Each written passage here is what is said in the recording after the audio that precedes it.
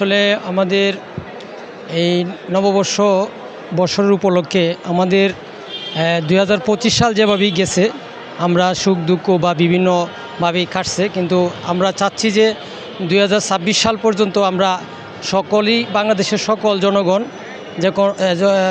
সকল জনগণ যেন সুখে শান্তিতে বসবাস করতে পারে এবং সকলকেই আমাদের রাজনীতিক বিষয়, আমার সামাজিক, অর্থনৈতিক, সাম্প্রতিক এভরিথিং সব কিছু মিলিয়ে যেন আমরা সুখে শান্তিতে থাকতে পারি, সেই প্রত্যাশায় আমরা করি।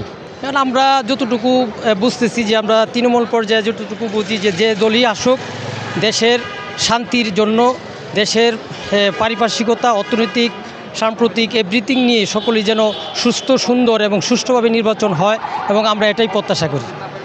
এইরকম আমরা প্রত্যাশা করি যেন দেশ সুন্দর থাকুক, দেশের মানুষ সবাই ভালো থাকুক, অর্থনৈতিক অবস্থা ভালো থাকুক, এটাই আমরা প্রত্যাশা করি। আমরা চাই যে দেশে একটা সুন্দর রাজনৈতিক সরকার আসুক, দেশ সুন্দরভাবে পরিচালনা হোক। এই যে মব সন্ত্রাস, এটা তো আসলে একটা খুবই আনএক্সপেক্টেড সিচুয়েশন ফর এভরিবডি। আসলে এটা আমরা কখনো ভাবিনি যে ধরনের সিচুয়েশন হতে পারে, কারণ দেশে আইন আছে, আদালত আছে, পুলিশ আছে, বিচার বিভাগ আছে, শাসন বিভাগ আছে। তো এই কাজগুলি তো তাদের, তো এই কাজগুলি আসলে আমরা নিজেরা তুলে নিয়ে মব সন্ত্রাস করছি, এটা আসলে কোনোভাবেই মেনে নেওয়া যায় না, এবং এটা আইনের দৃষ্টিতেও আসলে খুবই দৃষ্টিকটু একটা ব্যাপার। তো এই জায়গাগুলিতে আমরা নতুন বছরে আমাদের প্রত্যাশা হচ্ছে রাষ্ট্রের কাছে যে এই জায়গাগুলিতে ইমপ্রুভমেন্ট হোক। নতুন বছরের শুভেচ্ছা।